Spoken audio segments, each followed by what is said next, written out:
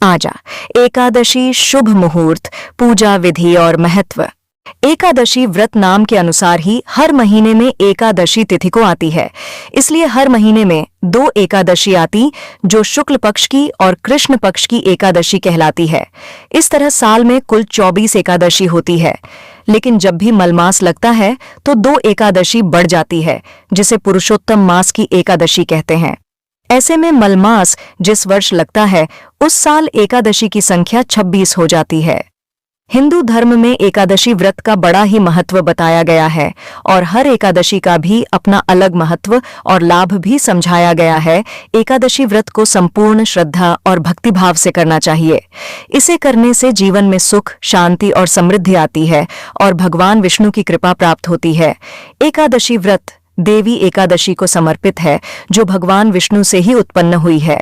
एकादशी देवी का प्राकट्य भी एकादशी तिथि को हुआ है, इसलिए भगवान विष्णु ने इनका नाम भी एकादशी रखा है और इन्हें वरदान दिया है कि जो भी एकादशी तिथि को व्रत रखेगा और एकादशी के साथ भगवान विष्णु की पूजा करेगा, वह पाप मुक्त होकर उत्तम लोक को प्राप्त होगा। जिस एकादशी तिथि को देवी एकादशी का प्राकट्य हुआ है, उस एकादशी को उत्पन्न एकादशी के नाम से जाना जाता है। भाद्रपद मास कृष्ण पक्ष में पढ़ने वाली एकादशी को इसे अजा एकादशी और जया एकादशी के नाम से भी जाना जाता है। आप सभी भक्तों को अजा एकादशी व्रत की ढेर सारी शुभकामनाएं। आप सभी के जीवन में लक्ष्मी नारायण की कृपा से आप सभी को सभी प्रकार के सुख और समृद्धि की प्राप्ति हो। जो भी भक्त सच्ची श्रद्धा के साथ, नियम और निष्ठा के साथ अजा एकादशी का व्रत धारण करते हैं, तो इस व्रत को करने वाले व्यक्ति को अपार संपदा, पुत्र पौत्र आदि एवं चर अचर जीवों का भी लाभ प्राप्त होता है एवं सुख प्राप्त होता है। ऐसे व्यक्ति का कोई भी विरोधी नहीं होता है जो इस व्रत को करता है। वह अच्छे सम्मान पाने का अधिकारी होता है तथा इस वृत्ति के प्रभाव से, वृत्ति में नियमों का पालन करने से, कथा श्रवण करने से, जो कि अश्वमेध यज्ञ के बराबर पुण्य फलों की प्राप्ति होती है। एकादशी का व्रत, जो कि प्रत्येक माह के कृष्ण पक्ष और शुक्ल पक्ष की एकादशी तिथि के दिन इस व्रत को धारण किया जाता है, इसे एकादशी या 11 व्रत के नाम से जाना जाता है। यह व्रत भगवान विष्णु, भगवान श्री कृष्ण को अति प्रिय होता है। जो भी भक्त एकादशी का व्रत धारण करते हैं, उन्हें दशमी के दिन से ही व्रत में नियमों का पालन करना चाहिए। दशमी तिथि के दिन सूर्यास्त होने से पहले ही भोजन ग्रहण कर लेनी चाहिए। उस दिन शुद्ध और सात्विक आहार ग्रहण करनी चाहिए। दशमी तिथि के दिन हविष्याण भोजन ग्रहण किया जाता है, जो कि जौ, गेहूं, मूंग, गौ घृत, शक्कर, काली मिर्च आदि का प्रयोग करते हुए भोजन ग्रहण करना चाहिए और सूर्यास्त होने से पहले ही अपने दांतों को अच्छे प्रकार से साफ कर लेनी चाहिए। रात्रि में ब्रह्मचर्य का पालन करते हुए एकादशी व्रत का स्मरण करते हुए सोना चाहिए और एकादशी की सुबह ब्रह्म मुहूर्त में उठकर के नित्य क्रियाओं से निर्वित होकर के गंगा नदी में या घर के नहाने के पानी में थोड़ा सा गंगा जल मिलाकर के स्नान करना चाहिए। शुद्ध वस्त्र धारण करना चाहिए। व्रती को व्रत का संकल्प लेना चाहिए और भगवान विष्णु से प्रार्थना करनी चाहिए कि हे भगवान विष्णु, आज मैं अजा एकादशी का व्रत धारण करने जा रहा हूँ या करने जा रही हूँ। इस प्रकार से भगवान से प्रार्थना करें कि यह व्रत मेरा निर्विघ्न पूरा हो, हमें पुण्य फलों की प्राप्ति हो। आपके मन में जो भी इच्छा हो, जो भी कामना हो, वह भगवान विष्णु से कहे और एकादशी तिथि के दिन, जो कि दिन रात्रि उपवास रहते हुए व्रत को धारण करें। जो उपवास नहीं रह पाते हैं, जिनका स्वास्थ्य सही ना हो, तो आप एक समय फलाहार ग्रहण करें। फलाहार में जो कि केला, आम, अमरूद, बादाम, पिस्ता इत्यादि अमृत फलों का सेवन करें। प्रत्येक वस्तु भगवान को अर्पित करके, भोग लगा के, तुलसी दल छोड़ करके ही ग्रहण करनी चाहिए। इस दिन भगवान विष्णु का, माता लक्ष्मी का सुबह और शाम के वक्त पूरे विधि विधान के साथ पूजन करें। कथा श्रवण करें, भगवान की आरती करें। इस दौरान ओम नमो भगवते वासुदेवाय या श्री कृष्ण गोविंद, हरे मुरारी आदि नाम मंत्रों का जप करें। एकादशी की रात्रि जहां तक हो सके जागरण करते हुए समय को व्यतीत करें और द्वादशी की सुबह उठ करके स्नान करके शुद्ध वस्त्र धारण करके भगवान का पूजन और आरती कर ले। इसके बाद ब्राह्मणों को भोजन करवाए, ब्राह्मणों को दान और दक्षिणा दे और फिर समय के अनुसार व्रत का पालन करना चाहिए। तो आइए जानते हैं भाद्रपद मास कृष्ण पक्ष अजा एकादशी व्रत के शुभ मुहूर्त पारण समय के बारे में। एकादशी तिथि प्रारंभ समय जो कि 28 अगस्त 2024 दिन बुधवार रात्रि 1:02 और एकादशी तिथि की जो समाप्ति है वह 29 अगस्त 2024 दिन गुरुवार रात्रि 1:04 है।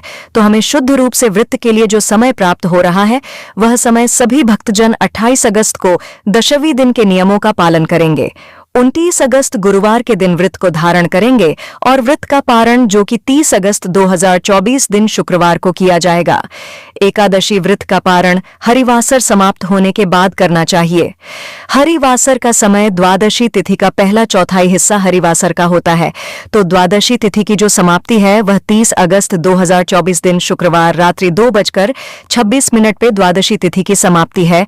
तो इस व्रत का पारण सभी भक्तजन 30 अगस्त को करेंगे। 30 अगस्त को पारण का समय सुबह 7:29 से सुबह 8:04 तक व्रत का पारण किया जाएगा। अजा एकादशी व्रत का पारण जो कि कुष्मांडे पारण कुष्मांड जिसे कि बहुत से जगहों पर भुआ के नाम से भी जानते हैं, तो इससे इस व्रत का पारण है। यह संभव ना हो तो आप जल फल या तुलसी दल से व्रत का पारण करें। इसके बाद फिर आप भोजन ग्रहण करें। एकादशी तिथि के दिन ब्रह्म मुहूर्त का जो समय होगा वह समय सुबह 4:28 से सुबह 5:01 तक होगा। सूर्योदय का समय सुबह 5:37 और सूर्यास्त शाम 6:02 बजे। 29 अगस्त को राहुकाल का जो समय है वह समय दोपहर 1:34 से दोपहर 3:09 तक और 30 अगस्त को राहुकाल का समय सुबह 10:30 से सुबह 11:28 तक है। राहुकाल समय के दौरान कोई भी शुभ कार्य या नया कार्य नहीं करना चाहिए। इस बात का ध्यान रखिए। एकादशी तिथि के दिन योग जो कि सिद्ध योग होगा शाम 6:01 तक, उसके बाद व्यतिपात योग होगा। इस दिन सरवार सिद्ध योग भी बन रहा है जो कि शाम 4:29 से अगले दिन सुबह 5:68 तक सरवार सिद्ध योग होगा। नक्षत्र जो कि आद्र नक्षत्र शाम 4:79 तक, उसके बाद पुनर्वसु नक्षत्र। तो इस दिन भगवान का पूरे विधि विधान के साथ पूजन करना चाहिए।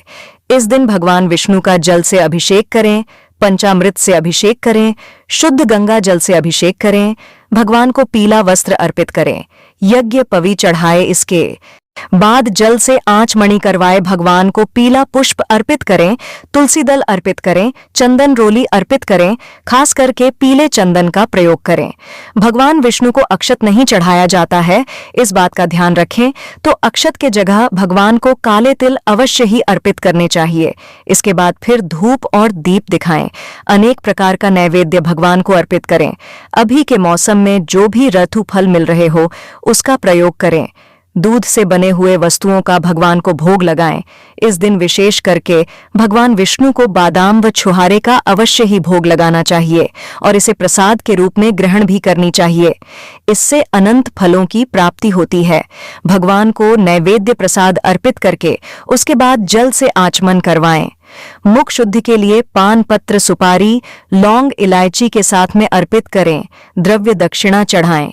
इसी प्रकार से माता लक्ष्मी का भी साथ में पूजन करना चाहिए। माता लक्ष्मी का जल से अभिषेक करें, पंचामृत से अभिषेक करें, शुद्ध गंगा जल से अभिषेक करें, माता को लाल वस्त्र चढ़ाएं, श्रृंगार की वस्तुएं अर्पित करें, गम पुष्प धूप दीप आदि से पूजन करके अनेक प्रकार के नैवेद्य आदि का भोग लगाए, जल से आचमन करवाएं। मुख शुद्धि के लिए पान पत्र, सुपारी, लौंग, इलायची के साथ में अर्पित करें, द्रव्य दक्षिणा चढ़ाएं। इसके बाद फिर एकादशी व्रत का कथा श्रवण करनी चाहिए, भगवान की आरती करनी चाहिए।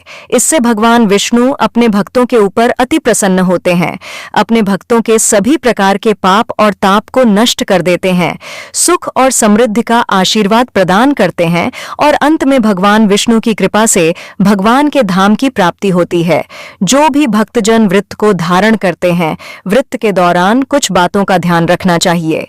इस दौरान शुद्ध और सात्विकता का पालन करना चाहिए, ब्रह्मचर्य का पालन करना चाहिए, तामसिक वस्तुओं का, नशीले पदार्थों का सेवन नहीं करना चाहिए, मांस, मदिरा, लहसुन, प्याज आदि का प्रयोग बिल्कुल भी नहीं करना चाहिए। एकदशी तिथि के दिन और दशमी तिथि के दिन भी चावल ग्रहण नहीं करनी चाहिए। आप द्वादशी तिथि के दिन पलन करने के बाद चावल ग्रहण कर सकते हैं। वृत्ति को वृत्य के दौरान किसी के ऊपर क्रोध नहीं करनी चाहिए। अपने मन में किसी के प्रति ईर्ष या द्वेष का भाव नहीं लाना चाहिए। भगवान विष्णु के चरणों में अपना मन लगाना चाहिए। जहां तक हो सके वृत्य के दौरान भगवान के नामों का स्मरण करते हुए, भजन कीर्तन करते हुए समय को व्यतीत करने चाहिए। इस दिन मिथ्या भाषण नहीं करनी चाहिए या किसी ऐसे व्यक्ति से बातचीत भी नहीं करनी चाहिए जो कि दूसरे की निंदा करते हो, अपशब्द कहते हो या चुगली आदि का कार्य करते हो। उनसे दूरी बना करके रखनी चाहिए और भगवान का पूरे विधि विधान के साथ पूजन कथा, श्रवण, आरती आदि करनी चाहिए। इससे भगवान विष्णु अपने भक्तों के ऊपर अति प्रसन्न होते हैं और अपना कृपा प्रदान करते हैं। उम्मीद करते हैं कि जानकारी आपको अच्छी लगी हो। जानकारी पसंद आई हो तो वीडियो को लाइक और चैनल को सब्सक्राइब जरूर कर लें और वीडियो के अंत तक बने रहने के लिए आप सभी प्यारे दोस्तों का तहे दिल से धन्यवाद। मिलते हैं अगली वीडियो में। कमेंट में जय भगवान विष्णु लिखना ना भूले।